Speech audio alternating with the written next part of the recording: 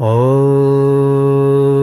ह्लीं बगलामुखीं सर्वदुष्टानां वाचं मुखं पदं स्तम्भय जिह्वां कीलय बुद्धिं विनाशय लिम्फक्।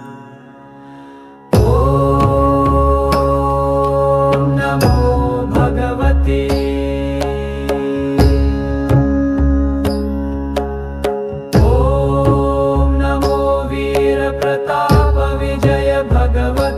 बगलामुखी मम सर्वनिन्दकानां सर्वदुष्टानां वाचं मुखं पदं स्तम्भय संभय ब्रह्मीं मुद्रय मुद्रय बुद्धिं विनाशय विनाशय अपरबुद्धिं।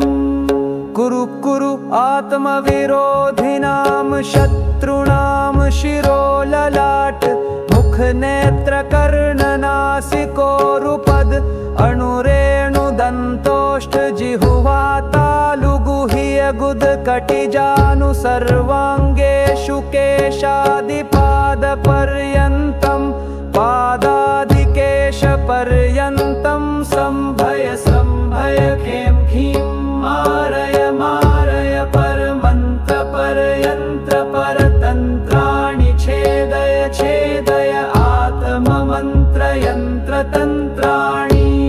रक्ष रक्ष गृहं निवारय निवारय व्याधिं विनाशय विनाशय दुःखं हर हर दारिद्र्यं निवारय निवारय सर्वमन्त्रस्वरूपिणि सर्वतन्त्रस्वरूपिणि सर्वशिल्पप्रयोगस्वरूपिणि सर्वतत्त्वस्वरूपिणि दुष्टग्रह भूतग्रह आकाशग्रह पाषाणग्रह सर्वचाण्डालग्रह यक्ष किन्नर किं पुरुषग्रह भूतप्रेतपिशाचानां शाकिनी डाकिनी ग्रहाणां पूर्वदिशां बन्धय बन्धय वातालिमां रक्ष रक्ष दक्षिणदिशां बन्धय बन्धय किरातवातालिमां